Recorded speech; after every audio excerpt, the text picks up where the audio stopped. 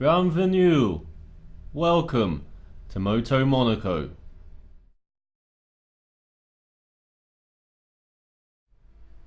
In today's episode, we are looking at the Moto3 World Championship.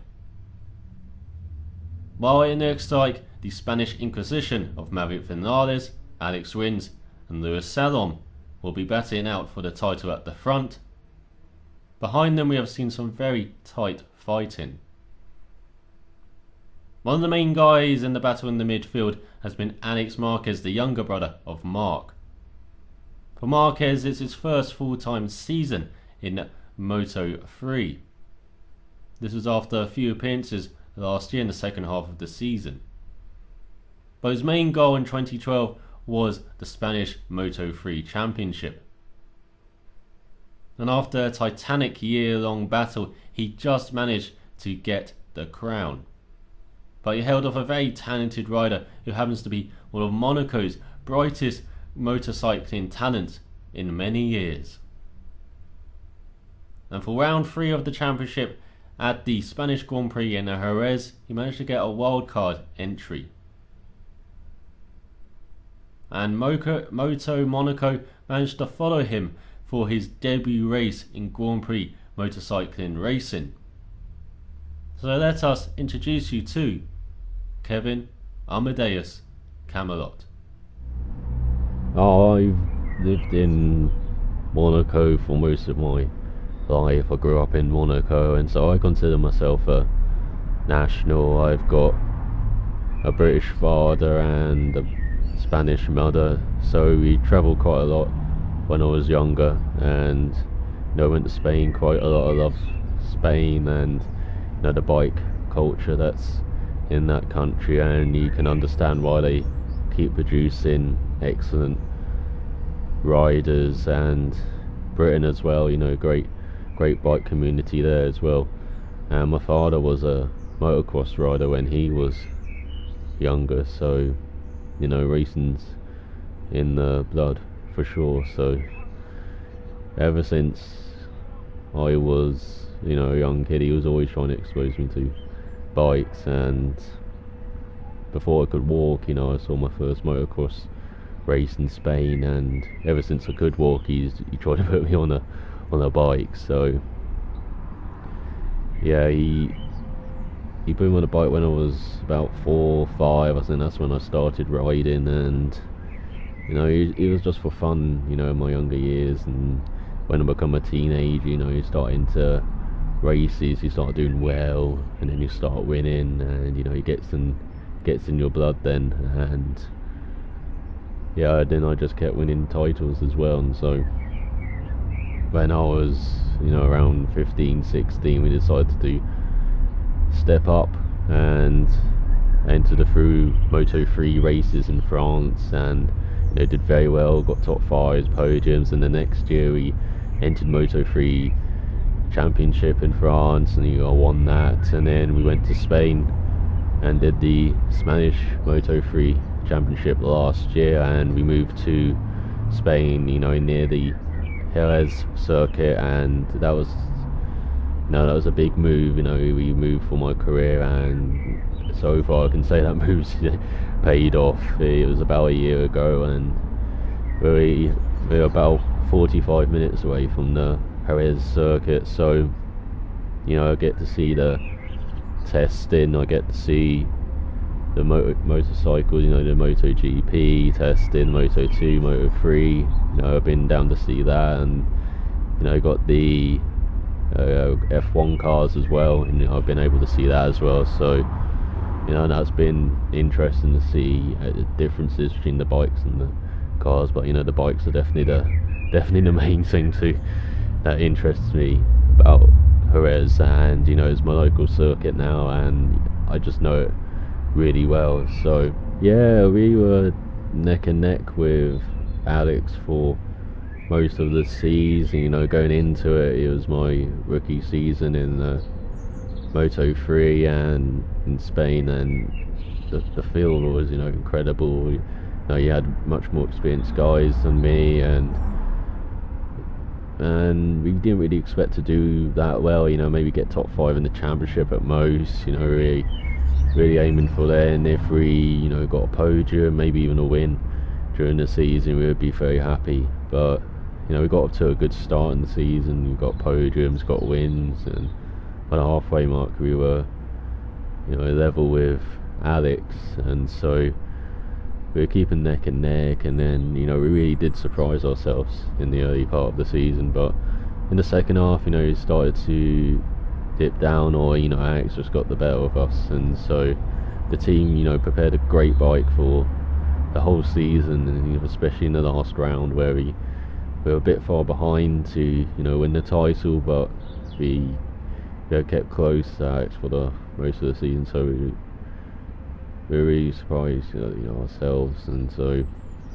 know, I was really happy, and it was just a big learning here last season, of course, moving, and then, you know, being close to Jerez so we could do, like, lots of testing, and, you know, in the Buckler SUV Moto3, as it's officially called, you know, not Spanish Moto3, but yeah, it was a great championship. And yeah, this season we're stepping up to European Moto3 Championship, and luckily I've been given the chance, you know, to achieve, you know, part 1 of my dream, you know, do a motorcycle Grand Prix on the World Championship level. And so it was only natural that once we decided to try and raise funding to do a round, that it would be at Jerez at first. The idea to do the Grand Prix at Jerez came about in the winter, in the off season, when we were deciding what I was gonna do for this season, and it was very tempting to go back to Spain, you know, for sure, after coming so close to winning the title last season. You know, great fight with Alex, and losing, you know, we got used to winning the previous years before then. But, you know, I'd grown as a rider because of that, you know, fighting in a top championship for sure, and, you know, against more experienced riders, and, you know, such high caliber of riders as well. And, you know, it was very rewarding, very challenging as well. You know, it was a great challenge, and, you know, I'd grown a lot, the team had grown a lot as well, but the team had gone for their own riders this season, so we had to find a new team in that championship. And so we decided to, you know, move on and move forward and challenge ourselves more with the European Moto3 Championship this season. So, you know, challenge ourselves, challenging for the title hopefully, and, you know, getting more wins, and, you know, going around Europe. I'm really looking forward to, you know, just travelling around Europe as well, racing. And so we got the funding for that, you know, a bit more than we needed for the European Moto3 Championship, and we decided to try and get a World Championship round, or go for a Grand Prix round, and Jerez was just the natural choice. You know, it's the local circuit, it's the Spanish Grand Prix as well, you know, one of the top events on the calendar, and an event that lots of riders, you know, look forward to in all the classes for sure. So we looked at trying to get some more funding to do that round, and luckily for us, you know, Primo stepped up, and we, you know, I can't thank them enough for helping me achieve my first part of my dream in, you know, starting a Grand Prix motorcycling event. And we don't have too high expectations, you know, getting some points, maybe batting for top 10. And if we can do that, I'd be very happy, and, you know, the team would be very happy as well. You know, got a great team with RW Racing, and yeah, if we get points, and then we see what will happen after that. You know, it'd be great great battling like Alex again, maybe on the track. You know, it's just great seeing him again as well, and fighting him at a world championship level. You know, it's another step up, it's another level I haven't done against more experienced riders again, most of them, and it's going to be, you know, very challenging, it's going to be hard, but in the end it should be very rewarding, and you know, I should grow as a rider again. But no, I'm just looking to do, you know, my team proud, my family proud, and of course Monaco proud as well at this Spanish Grand Prix. I can't wait. What an impressive young guy he is, as we talked to Camelot there before this 2013 season. And his debut took place at one of the most popular destinations on the motorcycling Grand Prix calendar. The Circuito de Jerez in Spain has been the home of the Spanish Grand Prix for many years. And Spain, it has motorcycling running through its veins and has produced some very talented riders in recent years. Tani Pedrosa, Jorge Lorenzo, the Marquezes, and the Espargaros now, but to name a few. Jerez is a very tough circuit, and the Spanish Grand Prix has always been a tough race and one that you want to win on the motorcycling Grand Prix calendar. And so to talk you through this track, I'm going to hand over to our commentator, who will also talk you through qualifying and the race. This is Alex Piccioni. Thank you, Philippe, as we now look at the Jerez circuit and this beautiful track map, as it has three very distinct sectors. The Jerez circuit, which has been the holder of the Spanish Grand Prix for a number of years now, one of the most popular circuits on the calendar. And zone 1 will be turn 1, as you can make a dive down the inside there, such as Rossi did on Stoner unsuccessfully a couple of years ago. And then zone 2 will be the cul-de-sac corner after the long back straight, where you can really dive down the inside of someone, and it's very easy to lock up and run wide and take advantage of someone doing that. Then zone 3, the final corner, the Jorge Lorenzo corner as it's now known, where you can really dive down the inside, perhaps the most important corner on the circuit, because if you get a good drive out of that, you can make a move into zone 1, turn 1.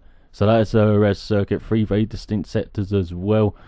And what a front row for Spain. In their home race, Alex Rins got pole ahead of Luis Salom and Maverick Vinales. Jonas Folger came fourth ahead of Kevin Camelot, the Monaco rider, in the top 5 on his debut in motorcycle Grand Prix racing. Brilliant qualifying from him on the RW Racing GP bike. Kornfeld came 6th ahead of Vasquez, Tetra and Oliveira in 9th from Portugal. And so a very interesting starting grid, with Alex Marquez rounding out the top 10 behind his rival from last season. Karudin in 11th, Sis in 12th, Finality in 13th, with Isaac Vinales, cousin of Maverick, in 14th, and Danny Webb rounding out the top 15 ahead of Antoli Aijo. And then you can see the rest of the grid there, but we are revving up for the start of this race in some very nice conditions. It's warm weather and the track is quite warm as well, but not too warm to really wear out the tyres and make that a factor in this race, as we're waiting for the lights to go out. And Camelot is away in his motorcycling Grand Prix career, and he got a very good start, but it seems like he's dropping back now, as they said the bike was geared not for top speed but for acceleration. Unfortunately, it seems they're missing out a couple of gears in the middle there, as he's got swamped at the first corner and into turn 2. He's dropped all the way back down to 12th position as Rins takes the lead from Salom, and this passing Kornfeld, who's also dropped down the order along with Camelot. And there's lots of fighting going on as Camelot fights his way back into the top 10 through that left-hander, getting great drive around Webb and Kornfeld, who's really dropping down the order in these opening few corners, as now Sis is in front, and Webb is taking another look at Camelot, but he's got to watch out into this cul-de-sac corner. As I said, he doesn't really have the straight line speed, and Aijo is making some moves up the order into 12th, and it's like Camelot's run wide, he's given up the apex, and it looks like a couple of guys have taken advantage of that and got past him, and he's back down to 12th position as Finati gets up to 14th behind him. And it looks like there's great fighting behind him as Finati is swapping places there, and he's back down to 15th. But Camelot is back into the top 10 with a brilliant move through the left-hander, just getting great drive there and great traction. And then through the double right-hander, it looks like he's going to have to drop back as some guys are fighting in front, and it looks like the order is being established. So he runs right, he's in the gravel. Will someone take advantage of this into the right-hander? And someone will. Oh, and they've touched. But Camelot is still on his bike, and he's still riding hard through the right-hander into the last corner now. Jorge Lorenzo corner. Can he just hold the position? Can he hold the apex? And it looks like he can as we go on to the end of the first lap now. And he's taking a bit of a nook, but as I said, he doesn't quite have the straight line speed around this circuit. As Rins are these from Salom, Vinales, Volga, and Kudurudin. I believe I've said that right. As Oliveira is set for Marcus 7th, Sistis ahead of him, and Vasquez as well. And Camelot rounds out the top 10 and is staying in that slot, and it looks like he is getting some attention from behind as his rival from last season, Marquez, passes Oliveira, and Sistis passes Vasquez. So some good fighting in front, which should allow Camelot to catch up to the guys in front, and then he can maybe just sit behind them as they fight it out. But of course he wants to be wary of the guys in front, doesn't want to lose time as he takes a bit of a nut down the inside of Vasquez, who went a bit wide. But it looks like Sistis has gone wider in front, but he doesn't look like he can make a move as Camelot's just holding behind here. He's just sitting behind the guys in front, and he's got to be careful, of course, from the guys behind here. As remember, on the first corner he lost some positions, but he's really taken the apex. He's taken some grass as well, and he kind of lost the bike a bit under braking, but he held it all together on the exit, and he's just staying in front of Aijo, who's right on his tail. He's now go through the fast left where he seems to just pick up speed on everyone else. That bike is very well set up for that corner. He's now going to the double right hander, and he's sticking behind these guys. Can he take advantage? As it looks like one of them is a bit out of position here. Is that Sistis? Yes, it is. He's got past him, and now he's looking at Vasquez in front, but Vasquez is looking at, I believe that is Oliveira in front of him, but they both run wide, and brilliant move from Camelot, taking advantage of the couple of guys running wide, and he's up to 7th spot, and now he's got his great rival from last season, Alex Marquez, right in front of him. And he looks around the outside, but Marquez is holding the inside, but he just drives around the outside. Brilliant move into the last corner. As I said, you can make moves there, and Camelot certainly made that one stick.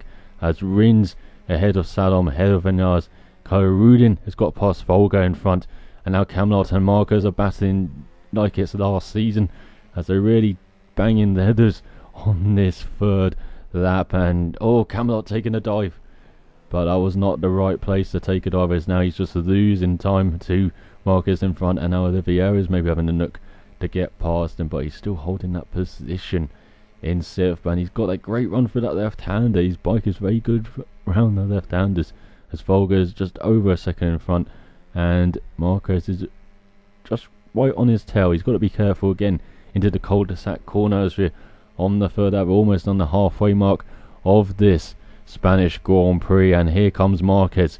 He has got the straight line speed, and he's just stormed it down the inside. But can Camelot hold it on the outside? No, he cannot. He is stuck behind Marquez, and now he's got to stare at the Spanish rider's bike for a couple of corners, maybe even through this left-hander where he seems to be very good. Can he make a move on the Spanish rider in front? It looks like he can't. Maybe he's setting up into the double right, as he doesn't really have the nook behind him now. He can just concentrate on battling in front, and it looks like there's a good line of bikes in front. He's all over Marquez. Can he make it into the right-hander? Great move. Can he not run wide though? He has run wide a bit, but not into the gravel, so he is passed back into 6th spot, as this is brilliant battling from the two young guns. And it looks like he's just holding off Marquez, and it looks like he has got position. He has got 6th position, and it looks like he's firmly held it, as now he can maybe concentrate on Volga in front as he really throws the bike into that Jorge Lorenzo corner. And now we are at the halfway mark as Rins leads the race from Salom, Vinales, Kudurudin and Volga complete the top 5, with Camelot not far behind, with Marquez, Oliveira, Sistis and Vasquez completing the top 10 as we're on to lap 4 of the Spanish Grand Prix. And we're going into the second corner as Marquez has a bit of a look, and that might have scared Camelot as he's run wide. He goes run wide. Where is Marquez? Where is Marquez? There he is. He is looking round the outside of Camelot. He's got the speed, has he? But no. Oh, Camelot is brave. Camelot is brave and pushes his way through past Marquez back into 6th spot, and they're still fighting hard, but it looks like Folger's dropping back a bit here from Kuderudin in front of him. And can Camelot get some slipstream down this straight? He doesn't look like he can. As I said, not quite there on the top speed, but it looks like he's holding his own there down that straight. He wasn't losing too much time to Folger in front, and Marquez is still right behind him. He's got to be careful of that, as Oliveira and Sistis are battling over 8th position, and it looks like the Spanish riders got past the Portuguese rider. Good rivalry there, of course, between Spain and Portugal, and between the riders on the track for 8th position at the moment, as Vasquez rounds out the top 10. And now we are looking at Camelot really gaining on Folger in front. It looks like he can see 4th as well, so it might be too late to challenge for a podium at his home race, but it looks like Camelot is really gaining on Folger here. And into the second half of the lap, it looks like his bike is very well set up and just looks so much better than the Germans in front. And he dives down the outside into the right hander, approaching Jorge Lorenzo corner and into the top 5. Great move from Camelot as he is charging towards the top 4 position here, as Rins still leads from Sanom. Vinales is third with Kuderudin in front of Camelot now by over a second. We've got Folger right behind him, and Marquez is behind him as Camelot does the fastest lap of the race. From the Monaco rider. Brilliant debut in motorcycle Grand Prix racing from him, as we're on the penultimate lap now, and Folger's all over him, and he's got to be careful again down this back straight and into cul-de-sac corner as he goes through the left-hander way. Of course, he does seem to carry some much more speed than rivals around him, and it looks like he has pulled out a bit of a gap on Folger. Will this be enough? No, down this back straight as Kuderudin is just holding his own in front and riding his own race, the Malaysian rider, as going down towards cul-de-sac corner now, and it looks like he did have enough of a gap, and he's really pushing hard now to catch this 4th place position and make this into a battle as we're approaching the final lap now, as the top 3 have just pulled away with Rins, Salom and Vinales. It is going to be an all-Spanish podium at the moment, it looks like. In front of the home fans, they will be cheering on for that. But we are concentrating on this battle for 4th position, which seems to be developing as Camelot goes into his favourite sector of the track now, sector 3, where he seems to be much faster than the guys around him, and he's running wide though. He's in the gravel. Will that allow Folger to maybe make a move at him into the last corners? It looks like the German is too far back though, as now we're going to the penultimate corner, the fast right hand kink, which you can barely take flat out, and then into Jorge Lorenzo corner, the last corner of the lap as we approach the final lap of the race, and he really does throw the bike at the corner there, Camelot, as we go onto the final lap with Rins leading from Salom, from Vinales. The order has stayed the same for the last few laps. Kuderudin in 4th and Camelot rounding out the top 5, and not really gaining time on the Malaysian in front though on that lap, and not in that last sector either, as Folger is 6th, Marcus is 7th, Sissis is 8th, Olivia in 9th, and it looks like Vasquez is still rounding out the top 10 as the order is kind of stabilised now in this top 10 of this Moto3 Grand Prix race, round 3 of this season, and it looks like the title contenders will fill out the podium, but we are concentrating on the debutant Kevin Camelot as he is riding hard for Monaco here, and through the right hander, and on his RW Racing GP bike he is really gaining on Kuderudin, but he's on a KTM. He will have the straight line speed heading towards the cul-de-sac corners. We're about halfway through this final lap, and you're going into the right hander. Can he gain any time here as he really throws the bike at the apex? Goes a bit wide, but it looks like he might been on the power early. He might have got the drive out of the corner as Folger's kind of dropped back from the pair of them now, as Camelot goes into the last sector of the lap and through this fast left-hander where, as I said, he seems to carry so much speed, and then into the double right-hander, and it's like the Malaysian rider's just got enough to hold off Camelot, and he's using all of the track, he's using all of the grass as well at times, and there he is, reusing the track, as he's less than a second now behind the Malaysian rider. Can he get close enough to make a move as he approach the final corners of the race, and our leaders are approaching the finish line, and it looks like it may be Rins who's going to win this race, but we're concentrating on this final corner as Camelot's really gaining. He's gaining and he's run wide. Has he made it round the outside though? Oh, he's outbraked himself. It looks like he's going to have to settle for 5th place as Rins wins from Salom and Vinales, and Camelot will have to settle for 5th place, but a brilliant ride from the Monaco rider on his debut race and finishing just behind Kararudin. That local track knowledge really worked out well in that race, and for his debut Moto3 weekend at World Championship level as Folger finished behind him. As you can see, the top 10 rounded out by Aijo, who got past Vasquez in the end, Webb and Binder in 14th. As you can see, the running order there, but we hand back to Philippe now. Great race, great race. Thank you, Alex, and what a thrilling debut in motorcycle Grand Prix racing that was for Camelot. We spoke to him after the race.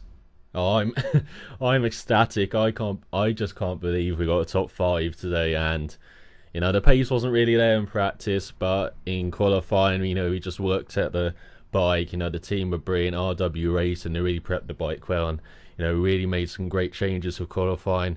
And then in the race, you know, we got a bad start, but you know, a great pace. You know, one of the fastest guys in the race, and I can't thank the team enough for what they've done this weekend and how we've come from being quite near the back in practice.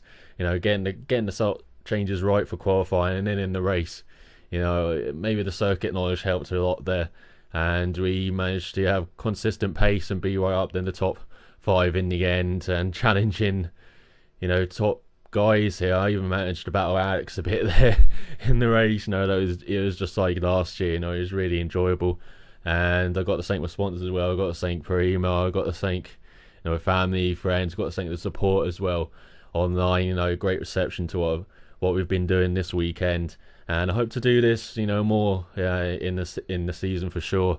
You know, we've always been looking at the European rounds, you know, such as Italy, the other Spanish rounds as well, and you know, Germany, Britain, or any of those rounds that we can hopefully manage to get the funding for, and you know, do some more wildcard races. But yeah, I'd just like to thank everyone for this weekend. You know, it's been a dream being able to do my first Grand Prix motorcycle race and to get such a great result. You know, it's fantastic, and you know, we'll be celebrating tonight for sure. And then it's back to work next weekend with the European Moto3. So yeah, thank you everyone, and yeah, I'm happy, yeah, very, very happy. A very promising start to his Grand Prix motorcycling career for Kevin Camelot. As I said earlier, he hopes to do a few more rounds this season, but we still don't know when or where. But rest assured, MotoMonaco will be there to follow this very talented young rider as he gets to grips with motorcycle Grand Prix racing. And we'll be covering the full motorcycling Grand Prix circuit next time out as they go to France for round 4 of the season. So till then, goodbye. Au revoir.